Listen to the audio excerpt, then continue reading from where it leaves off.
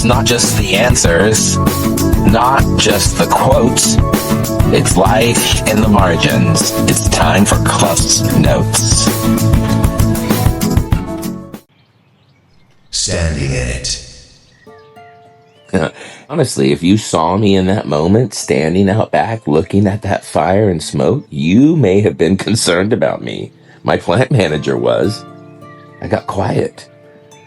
He even asked, "Todd, are you overwhelmed?" And I laughed and I just said, "Of course." But more than that, I was orienting myself to think. My checklists were gone. Normal didn't apply.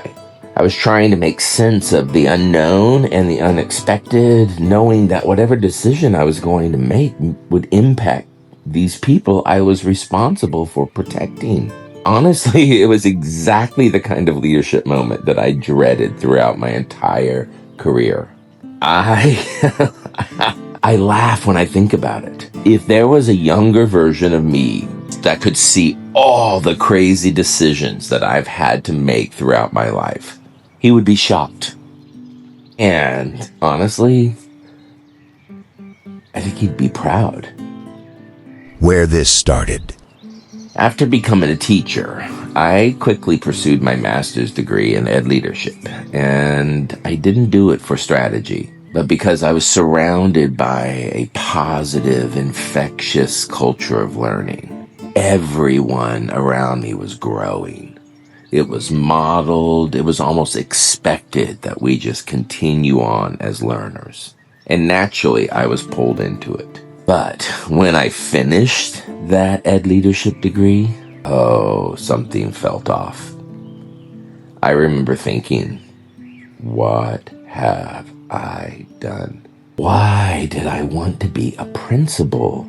I was so unsettled watching in real time these significant shifts that were happening in school leadership all over the state. Remember, at that time in Florida, accountability and high stakes testing were rising fast. From where I stood, leadership was starting to look more like high stakes, high pressure business leadership. Constant conflict, data that was starting to be used like a weapon, not a tool, and just pushing for unwanted change. It just seemed clear to me that that work was best done by people who could remain emotionally unaffected by the impact of their decisions, which was not and still is not me.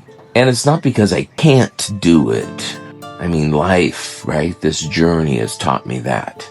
I can make hard calls. I can have difficult conversations. I can step into conflict, and I have. And when it's needed, I will. But that is not where I do my best thinking. My best thinking needs time. It needs space. It needs perspective. I need room to sit with things, especially if my decisions are impacting others. The best work that I think we do in leadership, just like in parenting, it's not technical. It's personal. It's human. And when our decisions that we're making carry that kind of weight, it's not just about getting to an answer. It's about being able to stand in that answer, to live with it once it's made. And not because of perfection or certainty, but because I trust my thinking a little more. At least that's for me. That's what I need. I have enough grounding to move forward.